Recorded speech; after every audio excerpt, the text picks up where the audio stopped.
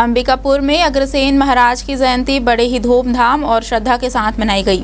अग्रवाल सभा के तत्वाधान में आयोजित इस भव्य आयोजन में हजारों की संख्या में समाजजन शामिल हुए। समारोह में नारायण भोजन और सामूहिक भोज का आयोजन हुआ, जिसमें समाज के सभी वर्गों ने एक साथ बैठकर भोजन किया और सामाजिक एकता का परिचय दिया। सबसे विशेष आकर्षण शोभा यात्रा रही, जो अग्रसेन भवन से प्रारंभ होकर शहर के प्रमुख मार्गों से होते हुए अग्रसेन चौक पहुंची, जहां एक से बढ़कर एक आकर्षक झांकियां, सांस्कृतिक झलक, पारंपरिक परिधान में सजे बच्चे और अनोखी सजी हुई गाड़ियां सभी का ध्यान आकर्षित कर रही थी।